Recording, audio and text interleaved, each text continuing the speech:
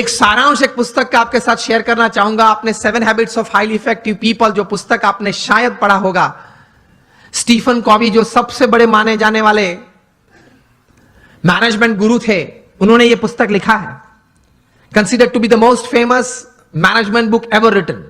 New York Times के best seller में 60 हफ्ते तक ये टॉप पे थी और आज शायद 90% बी स्कूल्स में जहां MBA की डिग्रीज मिलती हैं यूरोप अमेरिका के साथ सब स्कूल्स में यह पुस्तक पढ़ाई जाती है। और फॉर्च्यून 500 कंपनीज के शायद ही कोई एग्जीक्यूटिव्स बचे होंगे जिन्होंने इस पुस्तक का कोई कोर्स ना किया हो, कोई क्रैश कोर्स 1 हफ्ते का, 2 हफ्ते का, 5 हफ्ते का कोर्स ना किया हो। इस पुस्तक उन्होंने लिखा, बहुत समझने वाली ये बात है, ध्यान से सुनना।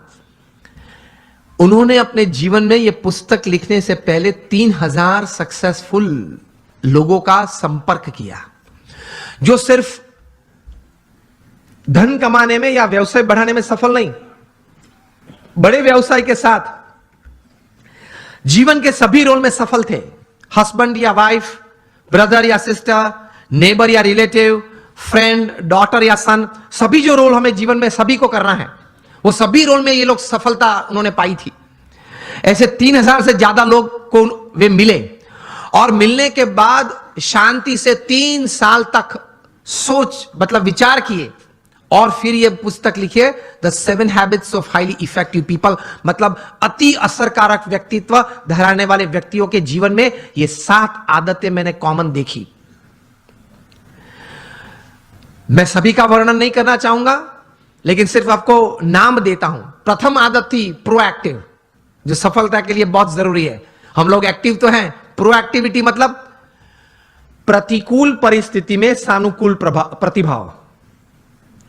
प्रतिकूल परिस्थिति में सानुकूल प्रतिभाव। आपके घर में आपके मन के मुताबिक बात नहीं बनी, फिर भी आप सबको साथ देना चाहते हो। आप जो ट्रस्ट में हो, जो संस्था में हो, जिसमें आपका प्रोजेक्ट, आपका विचार अच्छे थे, लेकिन सर्वानुमत से वो स्वीकार नहीं किया गया और किसी और का विचार स्वीकार किया गया, फिर भी आप इतने उत्साह से उस प्रोजेक्ट में अपने आप को वो सेवा में जोड़ सकते हो। ये बोलते हैं प्रतिकूल परिस्थिति में सानुकूल प्रतिभाव। आपका किसी ने अपमान किया, फिर उस वक्त आप स्थिर रह सकते हो। यह सफलता के लिए बहुत जरूरी है। कोई बड़ी आपत्ति आपके जीवन में आ गई, a setback, a failure is part of life, लेकिन उस वक्त आप स्थिर रहे।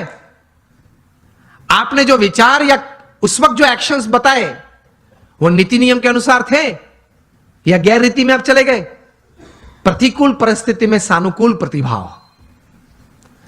किसी ने चांटा मारा, फिर भी आप हंस रहे हैं, हंस सकते हैं। To keep yourself stable is the first important aspect. प्रतिकूल परिस्थिति में सानुकूल प्रतिभाव। दूसरी बात लिखते हैं, begin with the end in mind. जो भी आप करना चाहते हैं तो उसका अंतिम परिणाम आप क्या चाहते हैं वो आप अभी से सोच लें, और अंतिम नतीजा शायद क्या भी आ सकता है वो भी आप तैयार कर लें। तीसरी बात लिखिए, putting first things first, priority. चौथी बात लिखिए, थिंक विन विन। आप भी जीते, मैं भी जीतूं। आप भी पैसा कमाएं, मैं भी कमाऊं। आप भी सुखी हो, मैं भी सुखी हूं। क्योंकि यह नेट का जमाना है, एज ऑफ इंफॉर्मेशन है, क्वालिटी कंट्रोल का जमाना है। आप किसी व्यक्ति या किसी कलीग के साथ 1 बार 2 बार चीटिंग कर पाओगे, तीसरी और चौथी बार नहीं। यस और नो? Think win win. मैं जिसके साथ धंधा करता हूं वो भी जीते, मैं भी जीतूं। वो भी सुखी हो, मैं भी सुखी हूं, दोनों कमाए। 5वीं बात लिखी थी, seek first to understand and then to be understood. ये मिलियनर यूथ समृद्ध जीवन के लिए ये आदत बहुत जरूरी है। Seek first to understand and then to be understood. आप पहले वो व्यक्ति को समझने का प्रयत्न करें, फिर वो व्यक्ति मुझे समझे, ऐसी अपेक्षा रखे।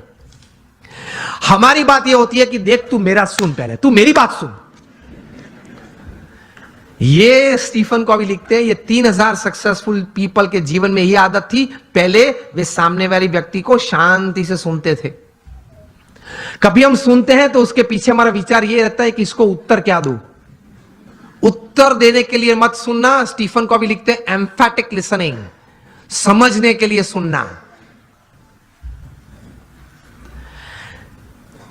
5 आदतें हुई।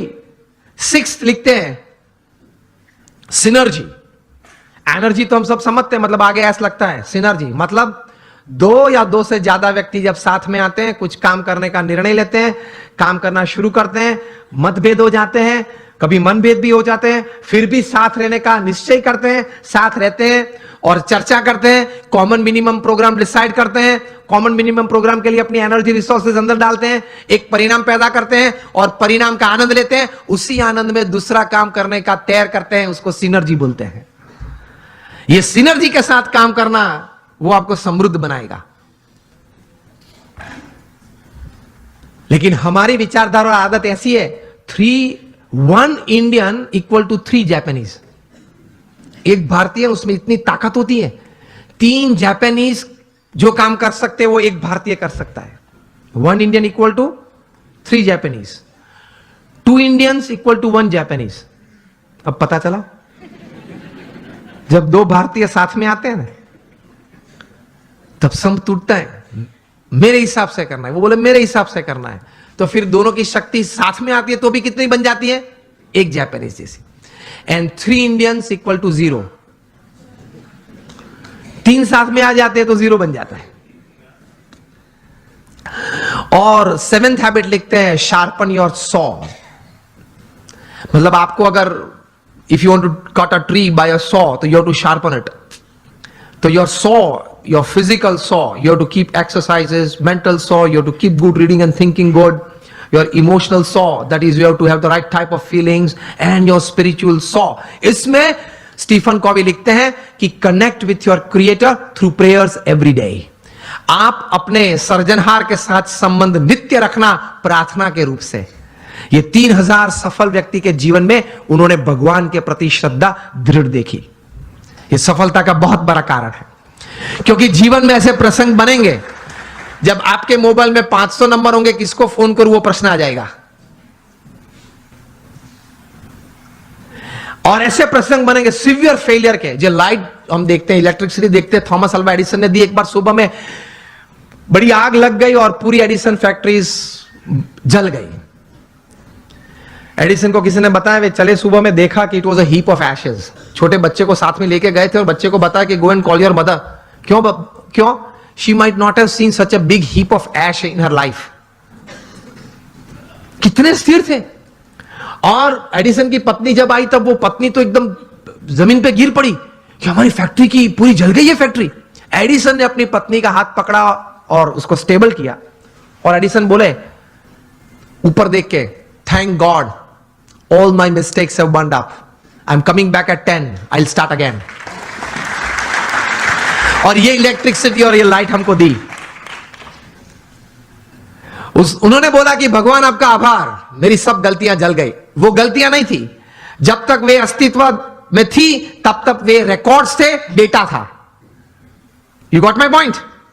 जब तक वो पेपर्स थे, जब तक फैक्ट्री जल नहीं गई थी, लेबोरेटरी थी, तब तक वो सब क्या था?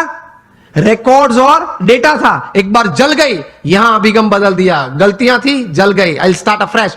He did it and he give this. ये कहां से इतना बल आता है इस परिस्थिति में? प्रमुख स्वामी महाराज का संकल्प था कि लंदन में एक भव्य शिखरबद्ध मंदिर करना है। हैरो वहां एक एरिया है, वहां हमने जमीन भी ली, लेकिन नेबरहुड में सबने ये प्रश्न उठाया कि ये लोग 12 बजे तक घंट बजाएंगे, आरती करेंगे, तो हमारी प्राइवेसी डिस्टर्ब हो जाएगी। अब ऐसा तो करते नहीं हम, लेकिन वहां एक सिग्नेचर कैंपेन होता है, वो भी एक part of the legal process है। उन्होंने वो किया, और ज्यादा सिग्नेचर लोकल्स से उनकी हुई, तो कोर्ट ने रूलिंग दे दिया कि BAPS can not construct a मंदिर, या वो यहां मंदिर नहीं बांध सकते, और हम केस हार गए। प्रमुख स्वामी महाराज बड़ौदा में थे और बोर्ड ऑफ ट्रस्टीज ने फोन किया वहां लंदन से कि स्वामी जी हम केस हार गए। प्रमुख स्वामी महाराज के साथ हमारे बड़े सदगुरु संत पूज्य विवेक सागर स्वामी थे। उन्होंने यह प्रसंग प्रत्यक्ष देखा। प्रमुख स्वामी महाराज के चेहरे पे एक व्रिंकल भी नहीं फरी। प्रथम वाक्य वे बोले, जैसी भगवान की इच्छा। दूसरा वाक्य वे बोले कि हमने तो अपना पुरुषार्थ सही भावना से किया था, अब परिणाम जो भगवान की इच्छा है वो हम स्वीकार लेंगे। और तीसरा वाक्य बोले कि हमने तैर किया था, वो मंदिर तो करना है, और कोई जगह ढूंढना चालू कर दो, मंदिर तो जरूर बनाएंगे। और बनाया, और रीडर्स डाइजेस्ट ने 95 में जब प्रतिष्ठा हुई तब लिखा, it is the 8th wonder of the world. शायद आप लोगों ने किसी ने वो मंदिर देखा होगा निजदन में, it is the 8th wonder of the world. तो ऐसे महापुरुषों के जीवन में से ये बात सफलता के लिए सीखनी है, जब सेटबैक आए जीवन में, कोई फेलियर आए, कोई ऐसी परिस्थिति खड़ी हो जाए, तब ये इंट्रोस्पेक्शन करना कि मैंने अपनी बुद्धि के अनुसार पूरा पुरुषार्थ किया था, हां, तो अब भगवान की इच्छा, जो परिणाम आए वो मुझे स्वीकार है, लेकिन अब जो परिस्थिति है उससे बाहर निकलना है, और जो तैर किया वो करना तो है ही।